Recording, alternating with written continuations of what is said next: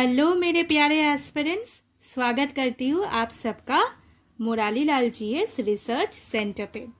तो आज हम लोग एक बहुत इंटरेस्टिंग टॉपिक के ऊपर इस लेसन को लेके आए हैं and the topic is idioms. यूँ तो इडियम्स का मतलब मुहावरा होता है, ये सबको पता होता है। बातों बातों में हम लोग कुछ ऐसा कह जाते हैं कि सामने वाला सोचते रह जाते हैं। पर आज आपको ज़्यादा नहीं सोचना है।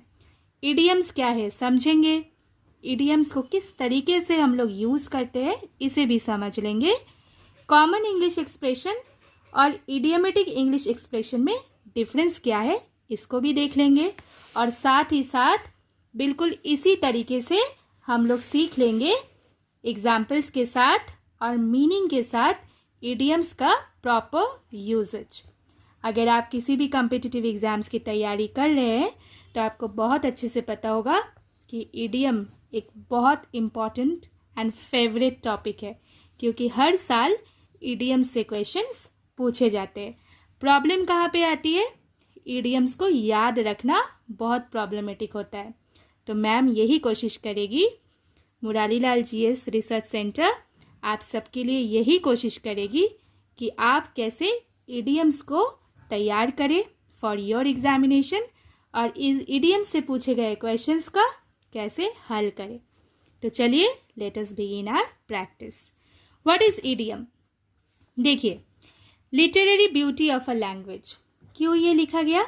जैसे आप जब लैंग्वेज को यूज़ करते हैं तो आप एक्सप्रेस करते हैं, ठीक है।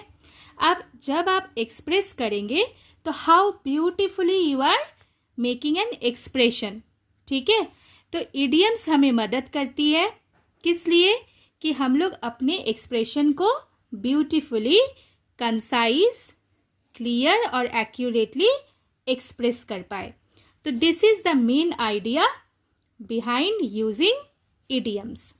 अब इडियम्स को देखो हम लोग किस तरीके से यूज करते हैं। मान के चलो, एक एग्जाम्पल देती हूँ आप सबको।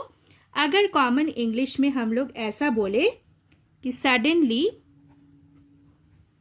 शी लेफ्ट द हाउस, ठीक है, तो ये कॉमन इंग्लिश हो गया।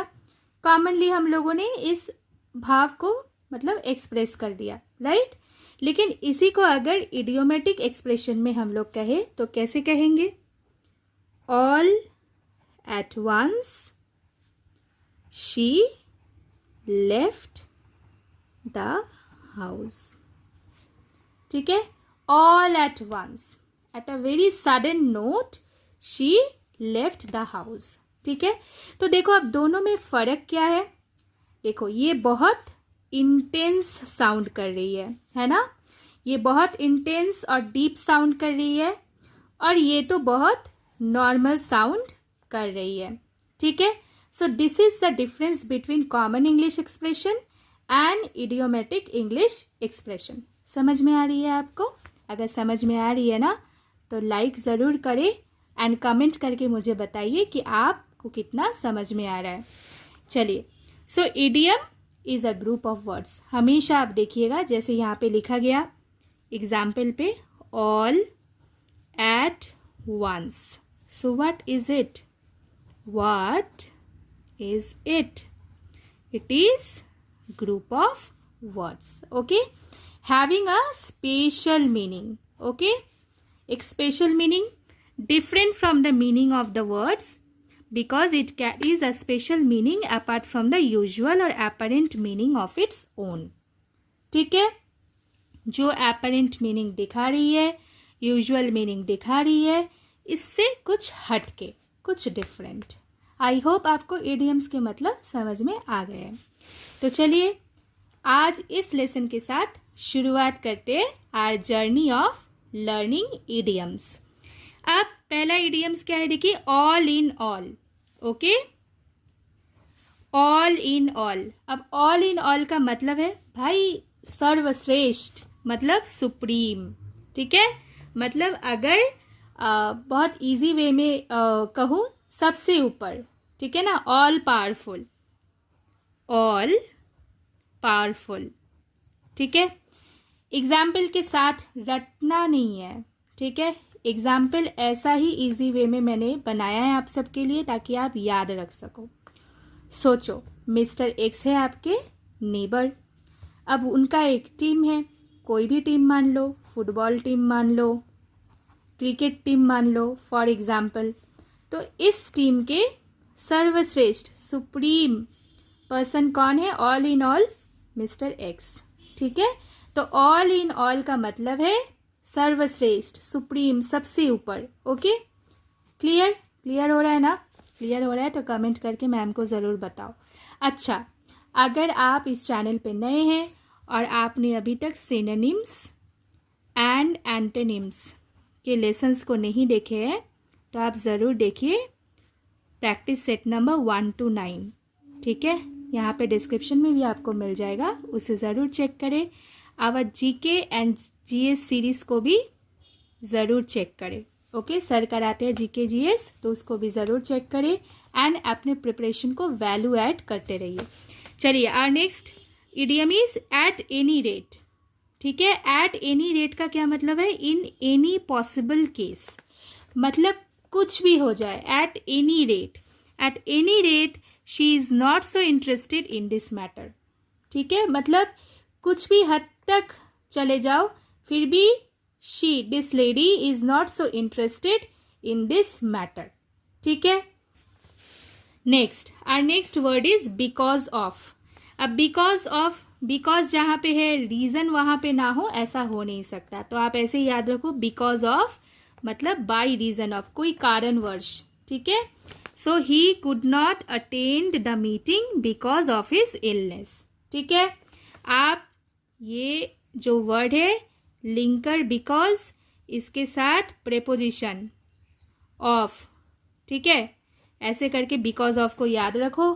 ही could not attend the meeting because of his illness. Okay, क्यों मीटिंग नहीं वे अटेंड कर पाए? क्योंकि वो इल थे, ठीक है, उनका तबीयत ठीक नहीं था।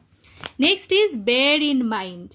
बेयर इन माइंड मतलब to keep something in your mind, to keep it in your mind, ठीक है ना। जैसे हम लोग कहते हैं ना, इस बात को अपने माइंड पे एकदम रख लेना, भूलना नहीं इसको, ठीक है। So we should always bear in mind that we are Indians first.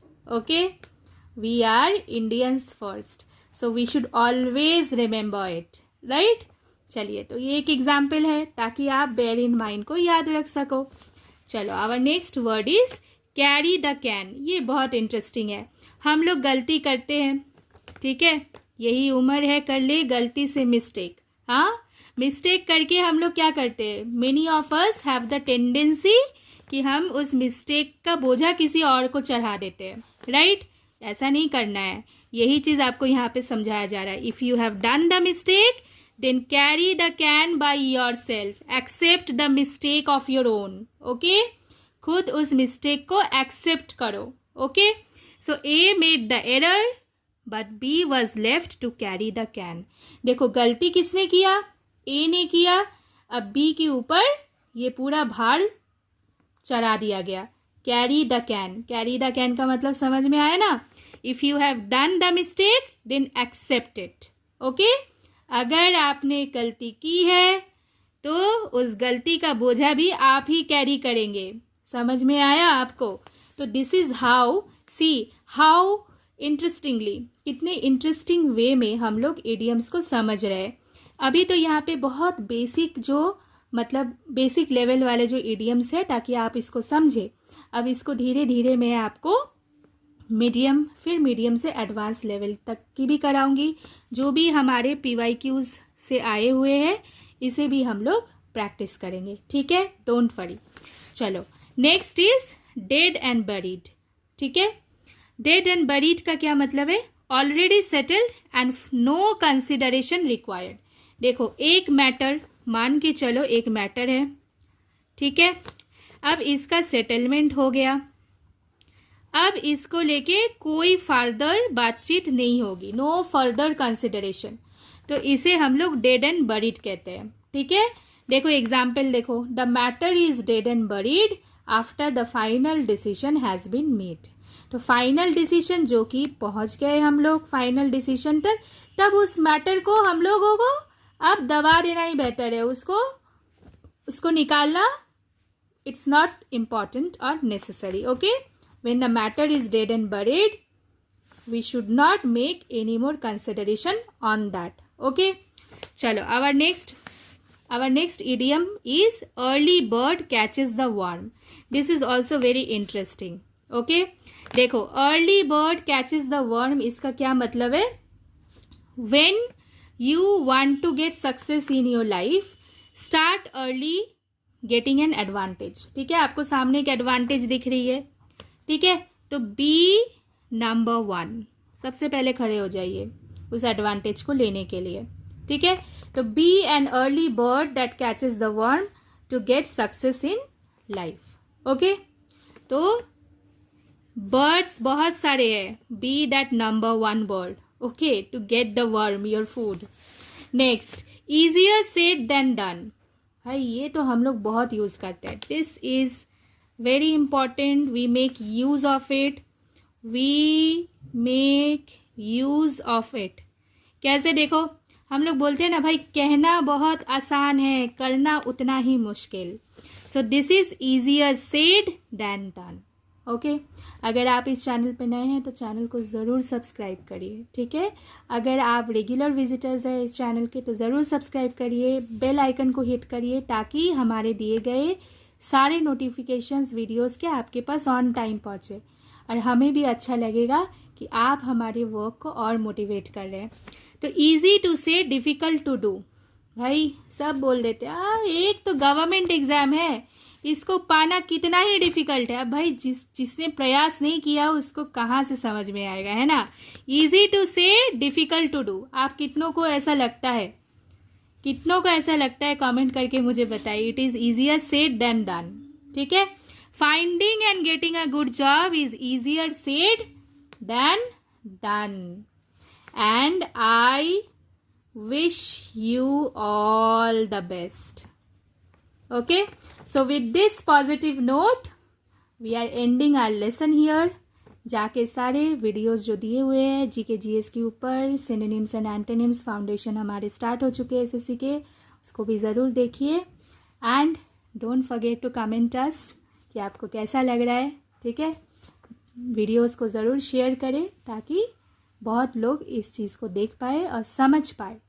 ठीक है, हम लोग जो पढ़ा रहे हैं उसको समझ पाए। And take care, stay positive, stay fit and fine. Thank you.